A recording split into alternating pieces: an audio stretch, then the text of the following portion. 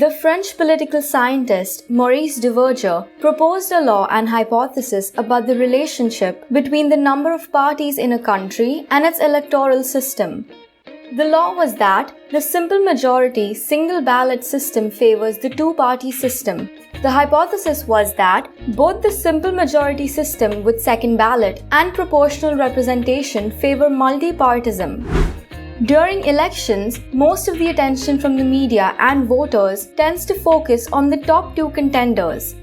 Elections in large electoral systems are dominated by only two parties which have a higher chance of winning. The law firmly holds the belief that the operations of first-past-the-post voting system with single-member districts directly and strongly tends to cause two-party politics. Duverger found that when single-member districts get just one legislative seat, as in the United States, and the winner takes that seat, two parties tend to dominate. The theory was further elaborated by political scientist Amanda Scull, who said, and I quote, "In such a system, all a party needs to win is more votes than the other side. The odds of a party winning such elections are much higher if only two parties exist, enabling each side to work to bring as many people to its side as possible." The law is driven by the idea that in the long run, national politicians and voters will realize that it is hopeless to have more than two parties competing at national level. Although three parties may remain in contention for a few years, a party which begins to slide will rapidly disappear as everybody comes to realize that it will win no seats at all if its support is evenly dispersed. By contrast, the number of parties in a proportional electoral system may be determined more by social forces than by the system's opportunities to split without penalty.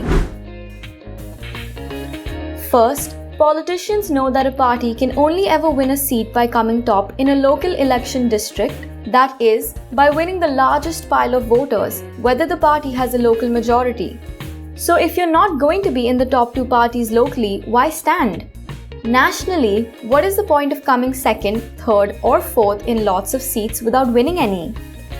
Second, voters know that only the top two parties are contenders. So why waste their only vote on supporting an also-ran party that is going to enter at a third, fourth, or lower place?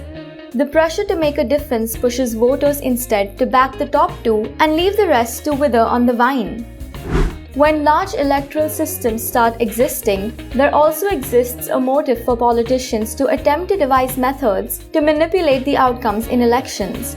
Hence, methods other than plurality voting are adopted. Existing scholars regard India as an exception to this law at national level, but not at district level. A large number of Indian districts do not conform to the Duvergerian norm of two-party competition, and that there is no consistent movement towards the Duvergerian equilibrium. Furthermore, inter-region and interstate variations in the size of district-level party systems make it difficult to generalize about the application of Duverger's law to the Indian case. A narrow focus on electoral rules is inadequate, and that a more comprehensive set of explanatory variables is needed to explain the size of the Indian party system even at the district level. Social forces create more or less pressure for the multiplication of political parties, and electoral laws either permit these pressures to be realized or constrain them by discouraging the formation of new parties. Duverger's law argues that single-member district plurality rule elections discourage the formation of more than two parties, no matter whether social forces encourage a large number of parties or not.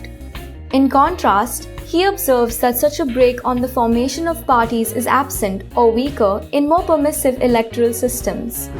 As a result, multi-party systems are free to form in permissive systems so long as social factors warrant them. Duverger's theory is straightforward and implies that the number of parties should be an increasing function of the number of politically salient spiritual families in a polity, and that this relationship between social structure and the party system should be closer when electoral laws are permissive compared to when they're not. Thus, the main quantity of interest required to evaluate Duverger's theory is the marginal effect of social pressures on the number of parties at different levels of electoral system permissiveness. It is customary to call the law by Duverger's name not because he had much to do with developing it, but rather because he was the first one to dare to claim it as a law. The memorial honors a trait of character as much as a scientific breakthrough. Political science has very few laws, perhaps explaining why the discipline has so stubbornly clung on to Maurice Duverger's famous claim that countries using first-past-the-post voting systems will always have two-party politics. The intuitive tug of Duverger's two mechanisms, discouraging small parties from standing and voters from backing them, is still strong. It is no exaggeration to say that this proposition still underpins numerous fields of research. That was all about Duverger's law.